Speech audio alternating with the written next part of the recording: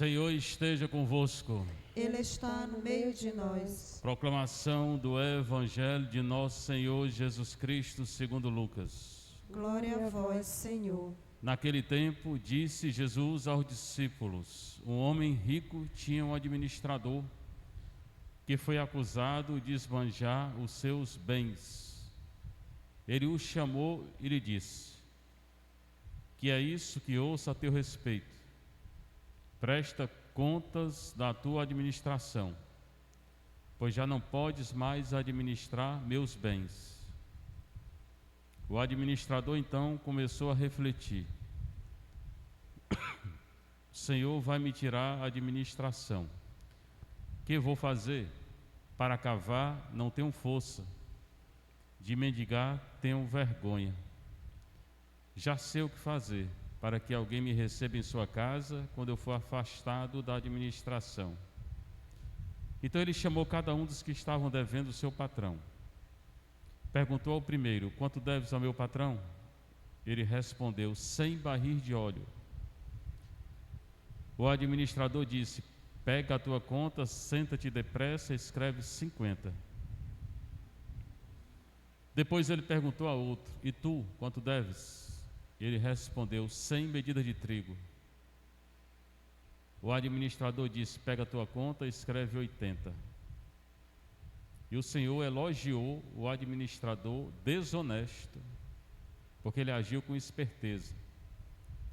Com efeito, os filhos deste mundo são mais espertos em seus negócios do que os filhos da luz. Palavra da salvação. Glória a vós, Senhor.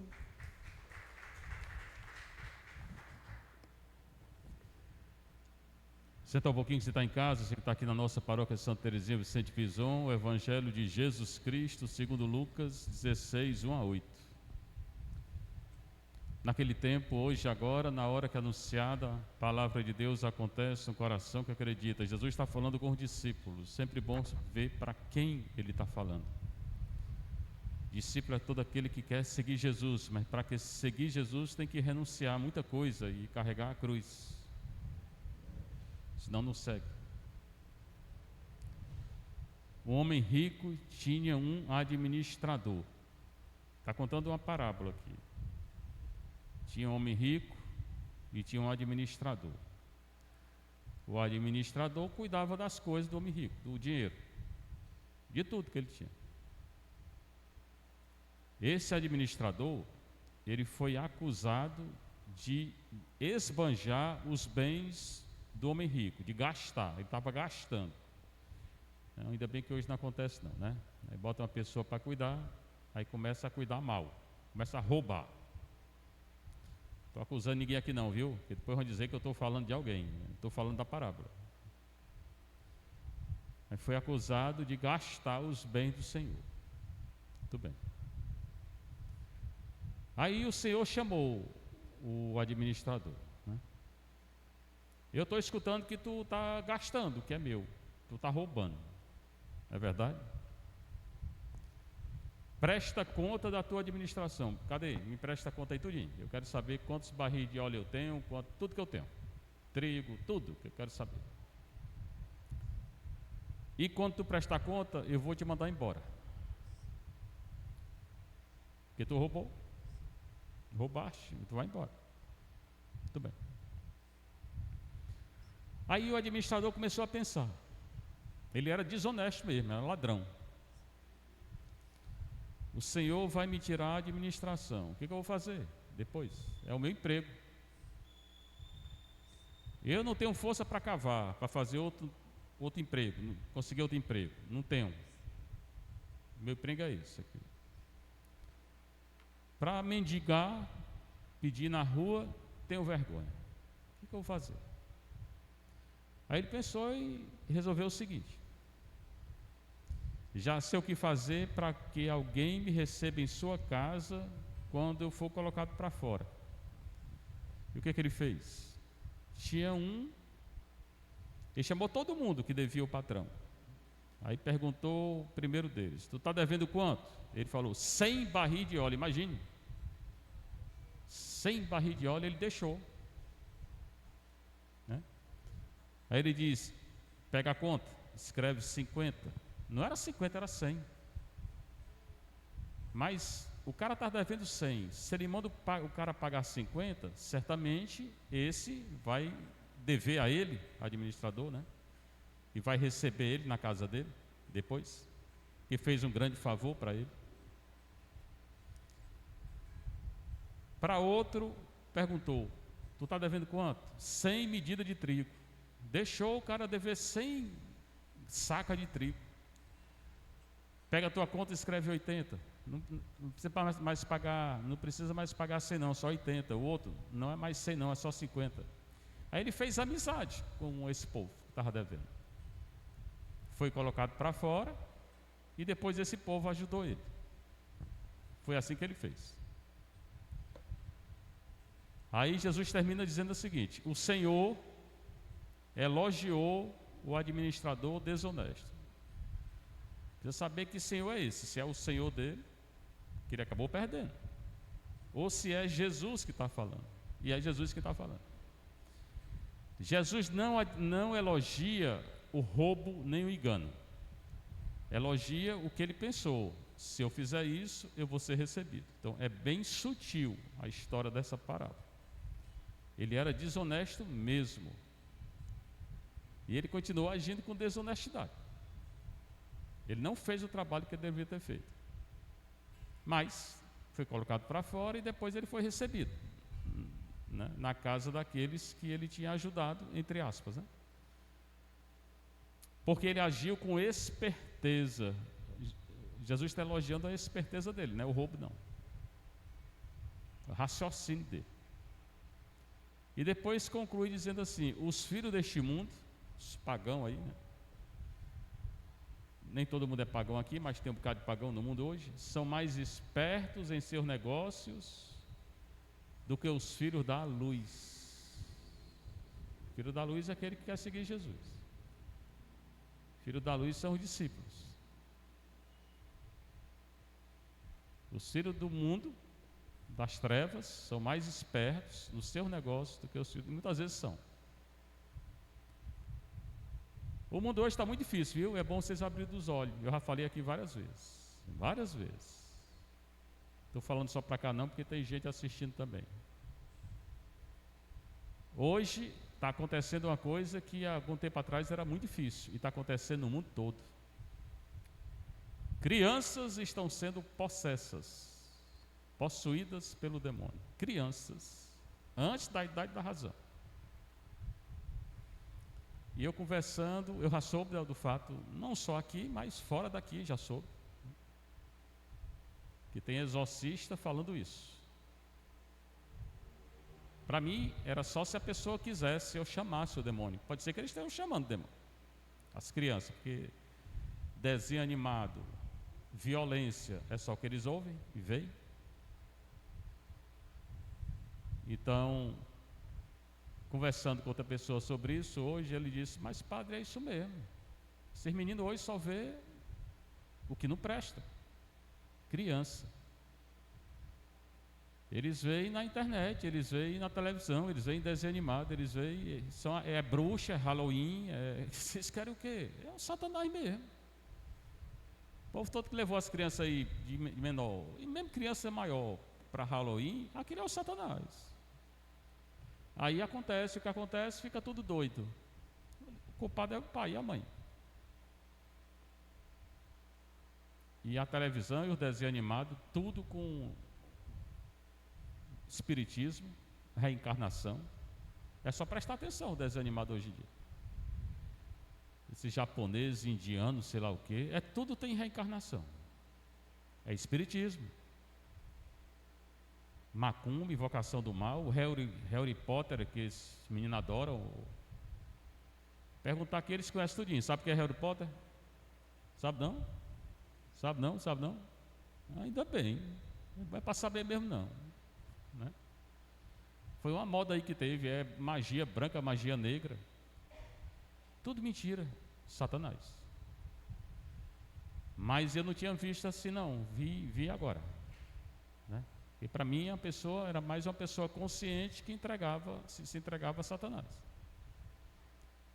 o demônio hoje tem tanta força no mundo, porque estão pecando tanto, que ele está entrando nas crianças.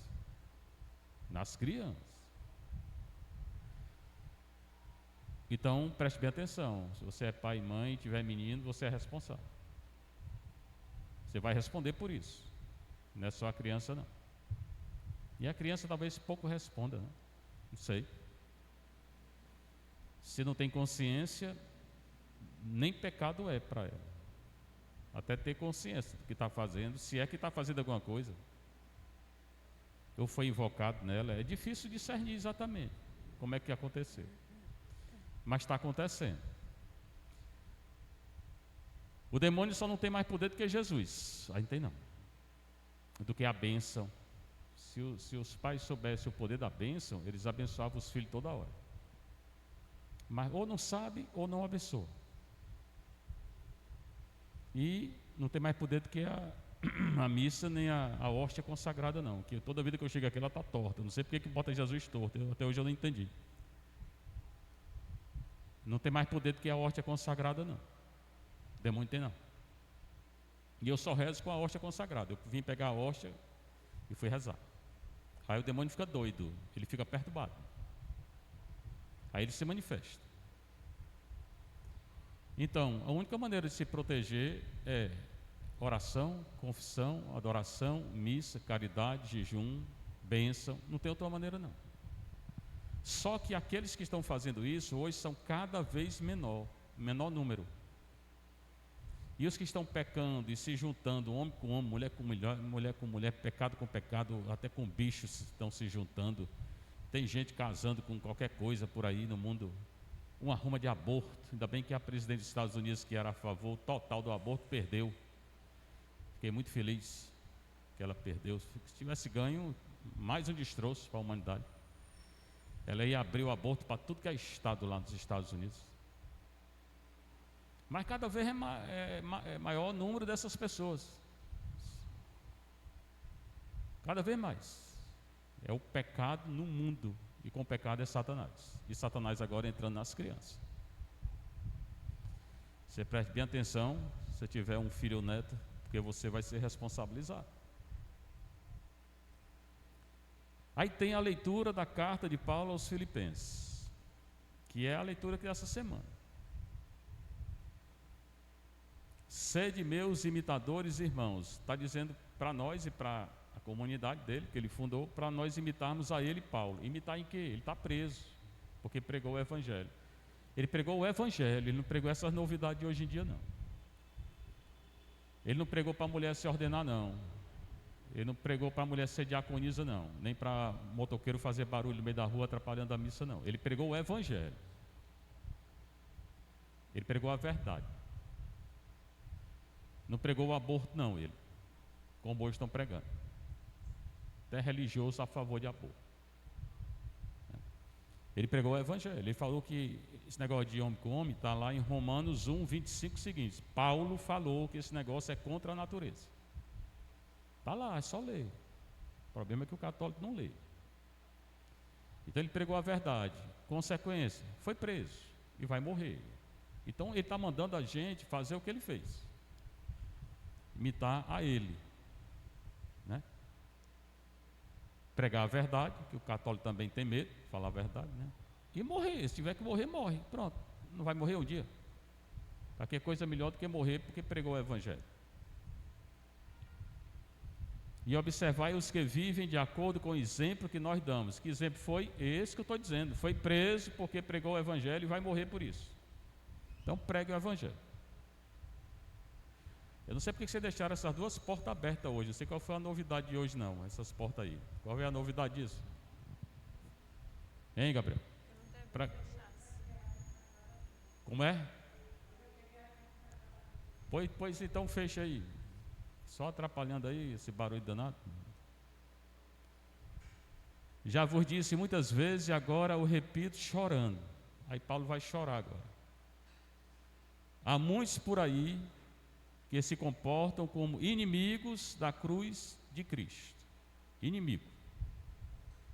Por quê? Porque pregam o Evangelho contra o Evangelho de Deus. São inimigos. Então, aquele que não vive o Evangelho é inimigo da cruz de Cristo. Eu não posso falar outra coisa. Eu posso falar o que está aqui. O fim deles é a perdição. Quem se comporta como pagão, o fim deles é a perdição. Ou seja, vão se perder. Se perder. O Deus deles é o estômago. Vive só para esse mundo, para ganhar dinheiro, para querer subir. Sim, vai depois para onde? Quando tu subir, vai para onde? A glória deles está no que é vergonhoso. Só pensa no que é ruim. Só vê na internet o que não deve ver. Só procura ver o que não deve ver. Vão se perder. Só pensa nas coisas terrenas. Só pensa aqui, nessa vida aqui. Essa vida se acaba. Não percebeu ainda não? Que um dia vai morrer. E hoje termina a indulgência plenária para uma alma do purgatório. Eu fui no cemitério hoje também. Então é até hoje. Agora já fechou o cemitério. Né? Quem fez, conseguiu indulgência plenária. Nós, porém, diz Paulo, somos cidadãos do céu. Nós não somos da terra, nós somos do céu. Tem que procurar essa loucura aí que o mundo está procurando, não. De lá, aguardamos o nosso Salvador, o Senhor Jesus Cristo. Somos cidadãos do céu e aguardamos a vinda de Jesus. Porque Ele vai vir um dia. Eu não sei quando é, nem você, ninguém sabe. E vai julgar toda essa bagunça aí. E os bagunceiros. Aí, me respeite a vergonha no dia, né? E quem estiver fazendo mal, vai se arrepender.